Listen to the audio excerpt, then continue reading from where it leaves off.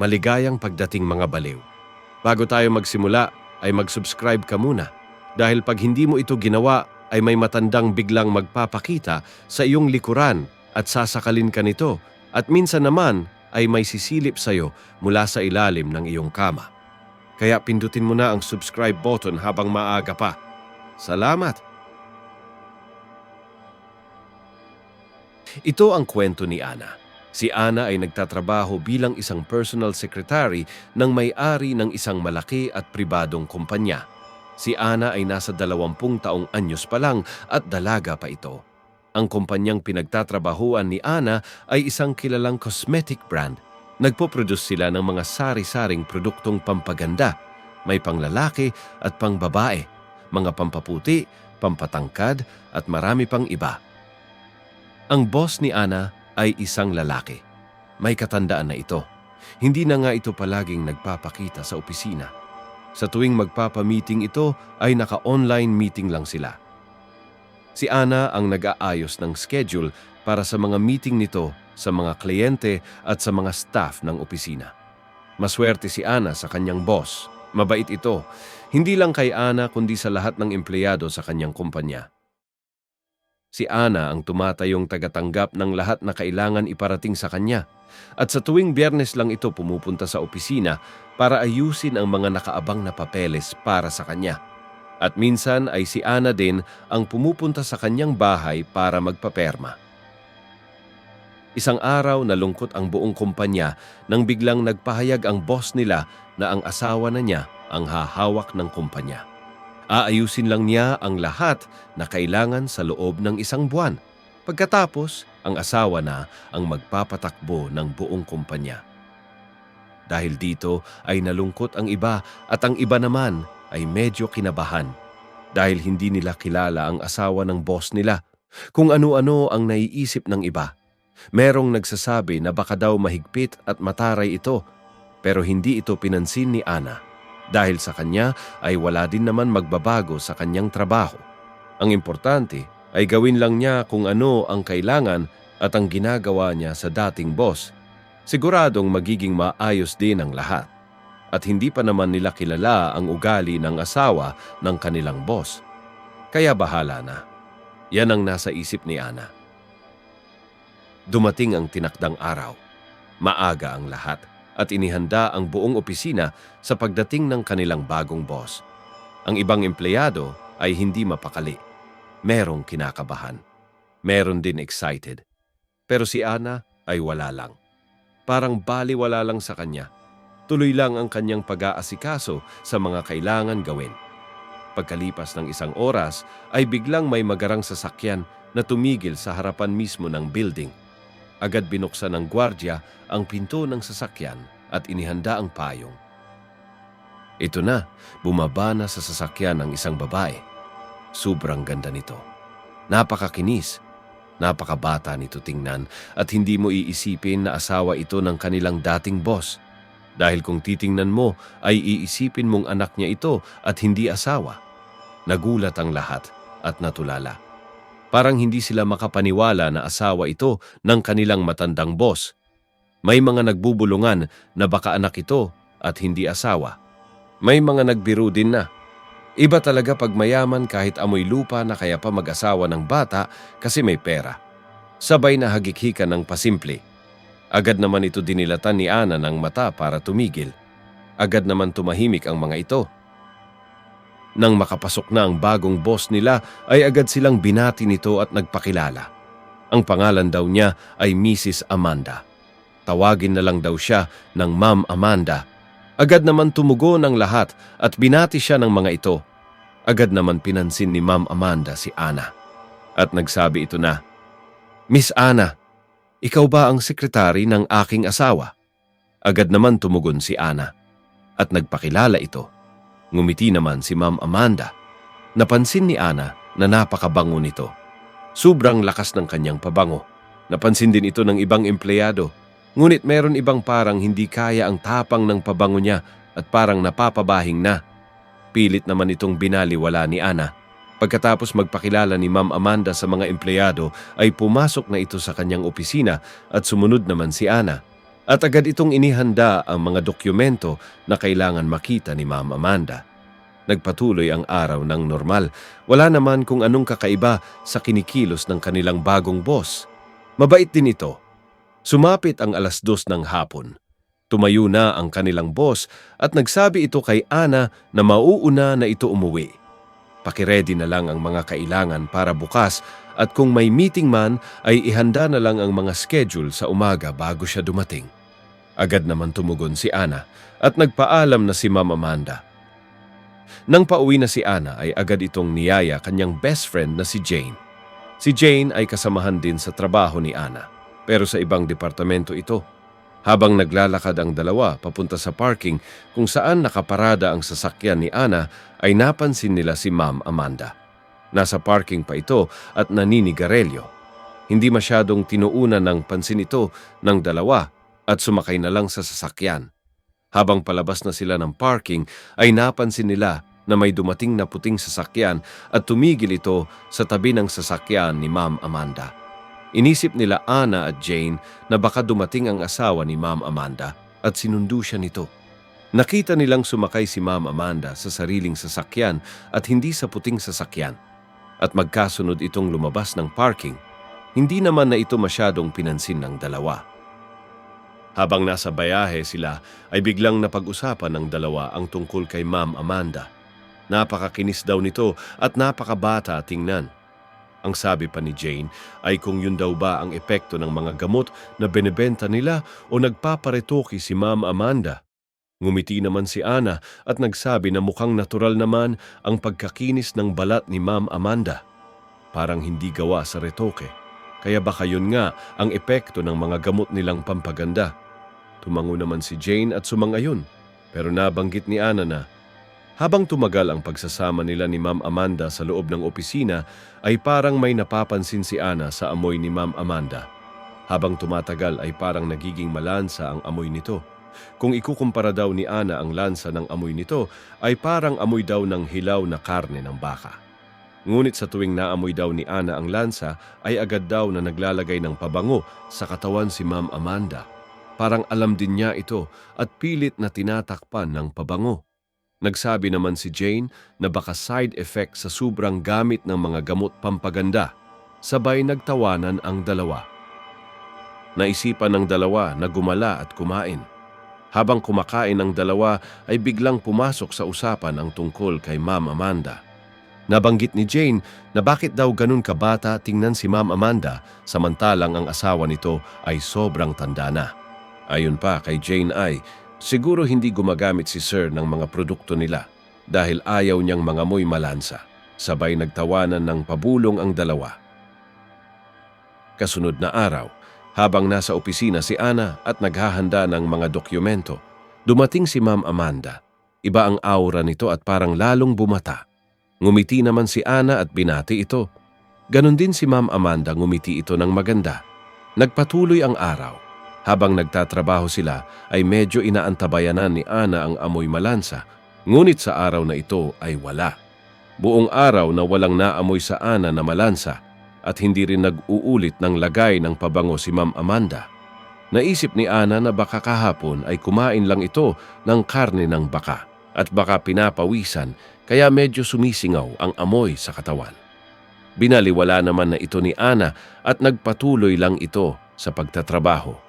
Natapos ang araw na yon nang walang kakaibang nangyari. Pagsapit ng hapon ay sabay ulit na lumabas ng opisina sina Ana at Jane. Muli nakita nila si Ma'am Amanda na nagyoyosi sa parking lot. Maya-maya ay umalis na rin ito. Hindi nila nakitang may ibang sasakyan na dumating para sunduin si Ma'am Amanda, kaya walang magpagtsisimisa ng dalawa habang nagabiyahe pa uwi. Habang nagdadrive si Ana ay biglang may tumawag sa kanyang cellphone. Ito ay si Mr. Hungarian, isang Chinese na negosyante at isa sa mga kaugnayan ng mag-asawa sa kanilang negosyo. Tinatanong nito kung napermahan na daw ba ang kanyang dokumento na pinadala nung isang araw dahil hinihintay na daw ito ng mga supplier para maipadala na ang kanilang supply. Naalala naman ni Ana na pinatong niya ito sa table ni Ma'am Amanda kasabay ng mga ibang papeles na kailangan ng konfirmasyon at perma niya. Tumigil si Ana sa tabi ng kalsada. Tiningnan ang kanyang email kung naipadala niya ito. Sa kasamaang palad ay wala sa kanyang sent items ang dokumento para kay Mr. Hungarian. Dali-dali itong pinaandar ang sasakyan at bumalik sa opisina dahil alam niyang hindi pwedeng madelay ang mga supply. Dahil kapag nangyari yon ay tiyak na maaapektuhan ang buong operasyon ng produksyon ng mga produkto at siguradong malalagot siya kay Ma'am Amanda. Mabilis na pinatakbo ni Ana ang kanyang sasakyan. Dahilan para hindi na makapagsalita si Jane at nakahawak na lang ito ng tudo sa kung anong mahawakan niya. Makalipas ang ilang minuto ay dumating sila sa opisina. Agad na pumasok si Ana sa kanilang opisina ni Ma'am Amanda at nakita niya ang folder na naglalaman ng dokumento para kay Mr. Hungarian. Agad niya itong binuksan, subalit sa gulat ni Ana ay wala itong perma. Hindi ito napermahan ni Ma'am Amanda. Inisip ni Ana na baka nakaligtaan ito ni Ma'am Amanda. Kaya dali-dali itong isinira ni Ana at dinala. Sinabi ni kay Jane na kailangan nilang pumunta sa bahay nila Ma'am Amanda para mapipirmahan ng dokumento. Agad naman tumugon sa Jane. Bumalik na ang dalawa sa sasakyan at dali-daling nagbiyahe papunta sa bahay nila Ma'am Amanda. Pagdating nila doon ay agad silang nagtawag at pinapasok naman sila agad ng gwardya. Agad naman silang pinagsabihan ng isang katulong na maghintay lang saglit at papalabas na si Ma'am Amanda. Maupo na lang daw muna sila sa sala. Ilang beses nang nakapunta si Ana sa bahay nila dahil minsan ay pinapapunta siya ng dati nilang boss para dalhin ang mga papeles na kailangan pirmahan. Noong mga panahon na yon ay nasa ibang bansa si Ma'am Amanda at ang asawa lang nito ang nag-iisang nakatira sa bahay. Dati ay labas-pasok si Ana sa bahay nila pero ngayon ay napakahigpit na dahil medyo mahigpit si Ma'am Amanda pagdating sa mga taong pumapasok sa kanilang bahay. Habang nakaupo sila ni Jane ay biglang lumabas ang asawa ni Ma'am Amanda. Ito ay walang iba kundi ang dati nilang boss at agad na nakipagkamusta ito sa kanila. Tuwang-tuwa naman ito nang makita ang dalawa dahil nababagot daw ito sa bahay at walang ginagawa.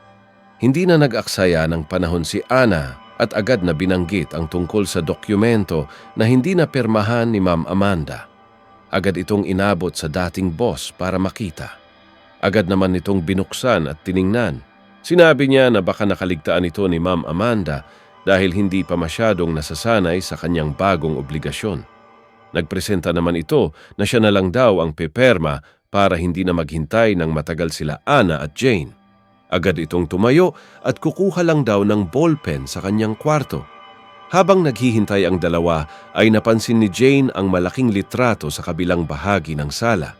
Nagtaka si Jane kung litrato ba nito ng mag-asawa o ng magulang ni Ma'am Amanda. Dahil kamukhang-kamukha ni Ma'am Amanda ang babae sa litrato. Kung ano ang makikita mo kay Ma'am Amanda ngayon ay siya ding makikita mo sa babae sa litrato.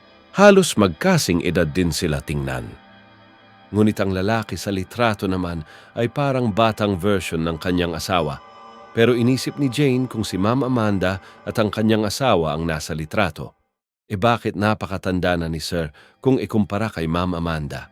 Parang doon na lang umikot ang isip ni Jane at hindi maalis ang tingin nito sa malaking litrato. Napansin ito ni Ana at biglang tinapik sa balikat si Jane. Dahilan para bumalik ito sa ulirat. Sinabihan agad ito ni Ana na wag na masyadong pansinin ang litrato. Sinabi ni Ana na matagal na niyang nakita ang litrato na iyon at siya din mismo ay nagtataka. Pero kahit minsan ay hindi man lang niya naisip na itanong sa kanilang boss. Binaliwala na lang niya ito. Nagkibit balikat na lang si Jane at tinuon na rin ang pansin sa ibang bagay. Pagkalipas ng ilang minuto ay lumabas na ang kanilang boss at iniaabot ang dokumento.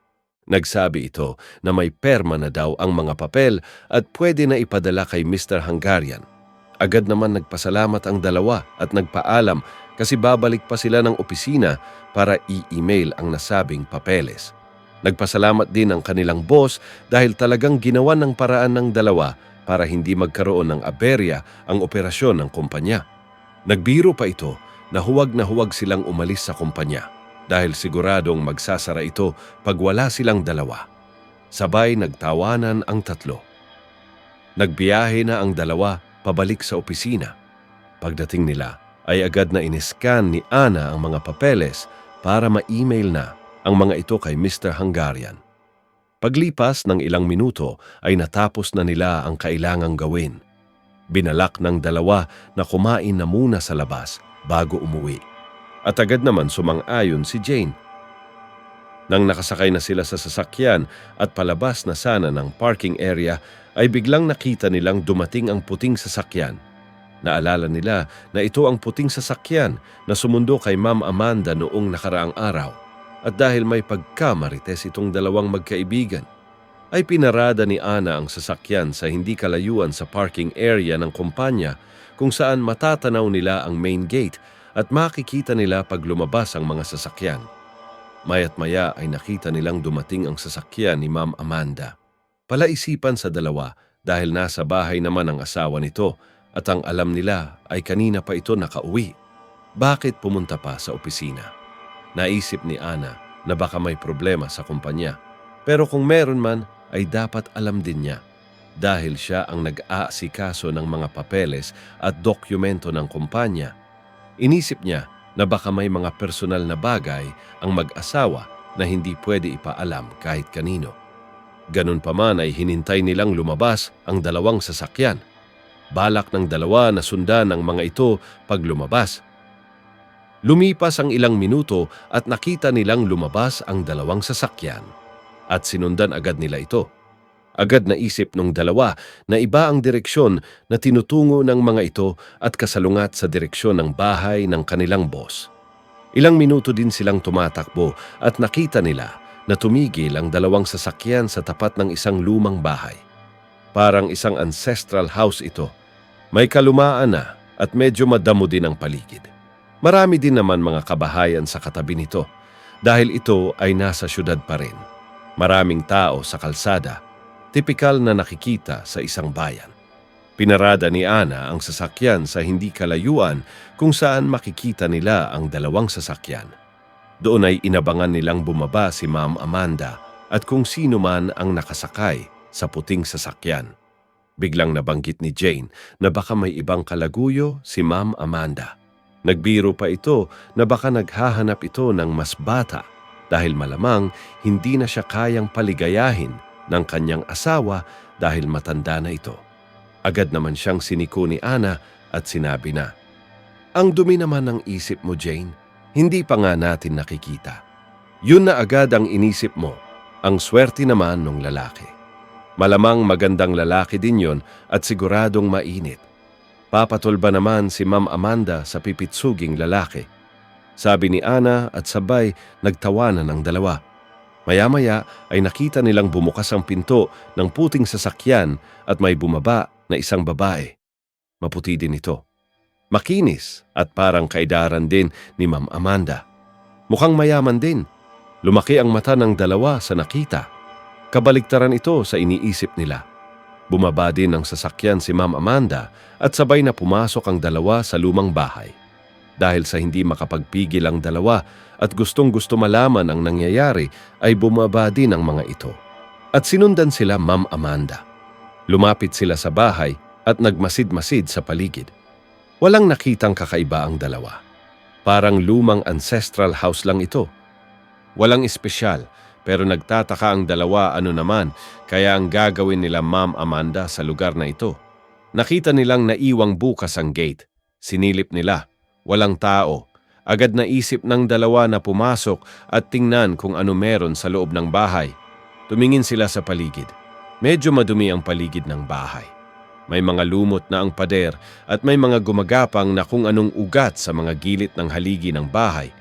Dahil desidido ang dalawa ay medyo pumasok pa sila sa looban. Doon nakita nila may mga black bag na nakahilira sa gilid ng pinto. Meron din nagkalat na mga gamit pang hospital. Naisip ng dalawa na baka bahay ito ng doktor. Bakit may mga nakakalat na gamit pang hospital dito? Bigla naman silang nakarating sa isang bintana. Sumilip si Jane. Doon ay nakita niya sila Ma'am Amanda at ang kaibigan nito na nakaupo at may kausap na isang matandang babae. Agad naman niyang kinalabit si Ana at sumilip na rin ito. At mula doon sa bintana ay pilit nilang pinakinggan ang usapan ng tatlo sa loob. Narinig nila na nagrereklamo si Ma'am Amanda bakit daw 3 araw lang ay nagsisimula na mawala ang epekto. At ganun din daw sa kanyang kaibigan. Napaisip si Jane at Ana. Epekto ng ano? Tanong nila pareho. At bumalik ang mga ito sa pakikinig.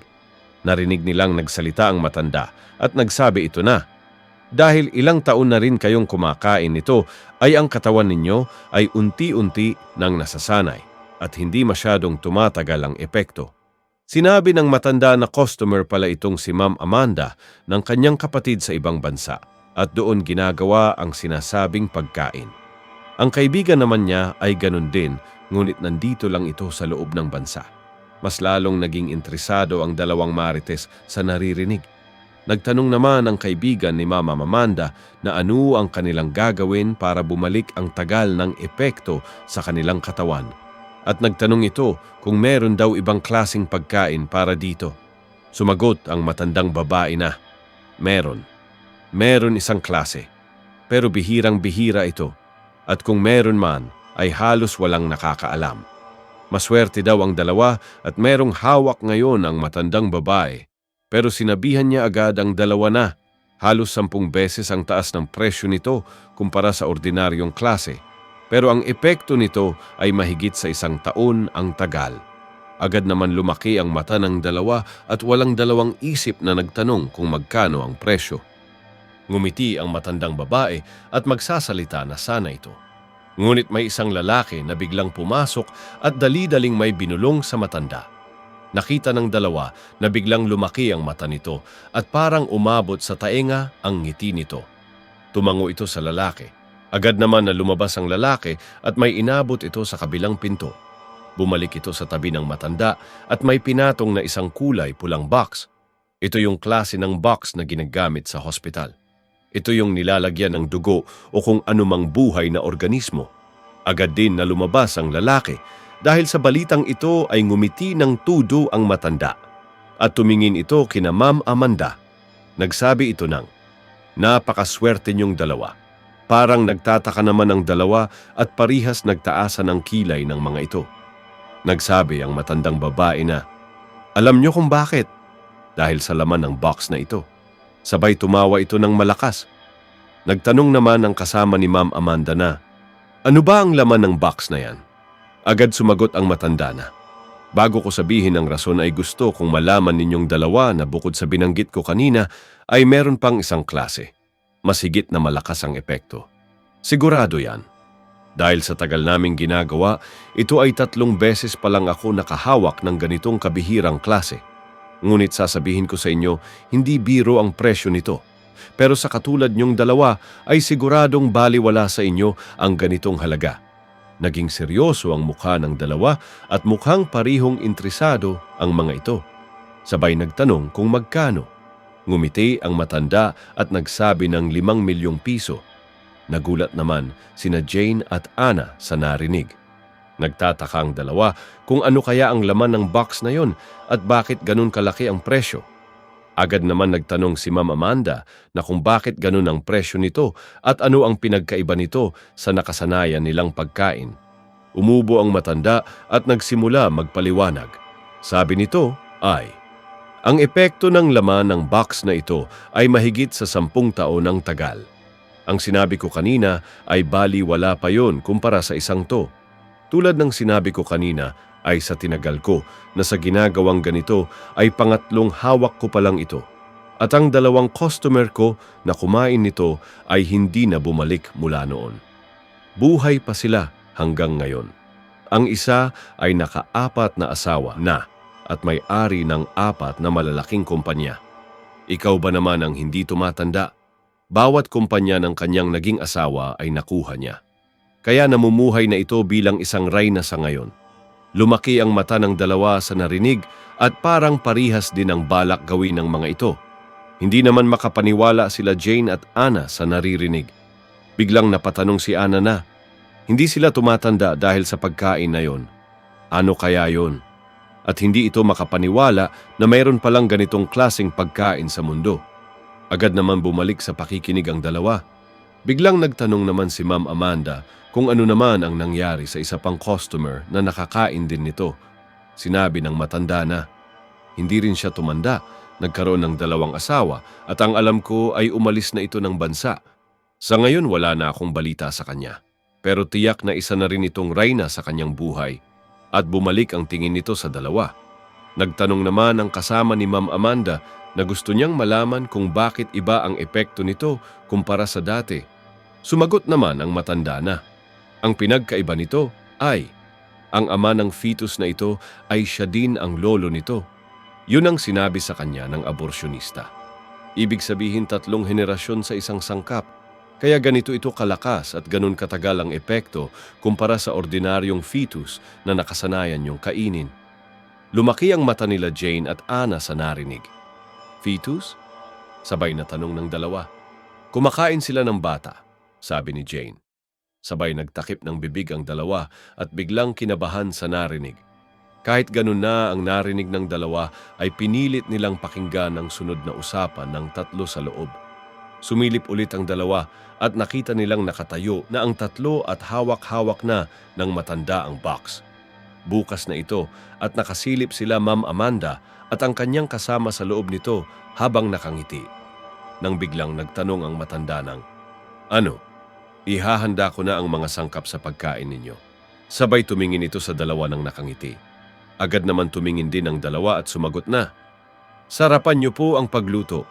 Bago pa kayo matapos sa pagluluto ay siguradong nasa bank account nyo na ang 5 milyon at pakisigurado po na tama ang paghati ng fetus dahil bilang mag-best friend ay gusto namin palaging pantay kami sa lahat ng bagay.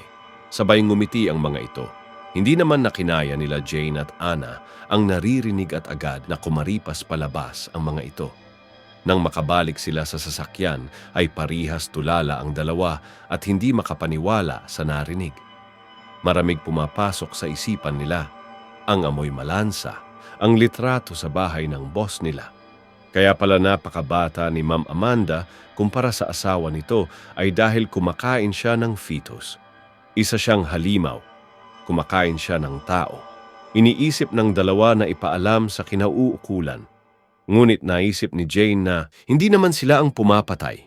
Dahil kung iisipin mo ay iba ang aborsyonista at dito lang sa kanila dinadala ang mga fetus at parang sila lang ang nagdi-dispose sa mga ito. Kaya kahit i-report pa nila ito sa mga kapulisan ay siguradong malabo din silang paniwalaan ng mga ito. At wala din namang taong inaagrabyado sila Ma'am Amanda. Iwan lang nila sa best friend nito. Ang alam nila ay mabait na tao ang boss nila at si Ma'am Amanda.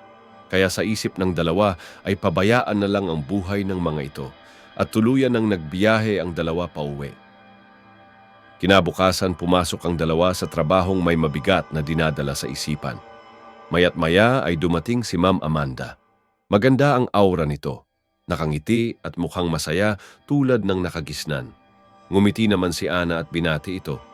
Pilit na binabaling ni Anna ang isipan para mawala ang kanilang nalaman tungkol sa kanilang Ma'am Amanda. Sekretong nakatago sa likod ng ngiti at masayahing pagkatao nito.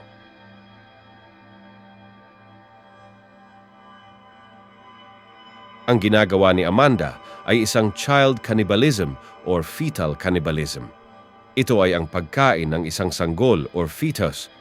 Sa kwentong ito ay pinaniniwalaan nila Amanda na sa pamamagitan ng pagkain ng fetus ay bumabagal ang kanilang pagtanda. Pero tandaan na ang kwentong ito ay katang-isip lamang at walang katotohanan. Ito ay naglalaro lamang sa isip ng siraulong nagsulat ng kwentong ito. Ganun pa man ay maraming salamat sa pakikinig at kung maaari ay mag-subscribe na para sa mga kasunod na kwento dito lang sa Twisted Paranoia.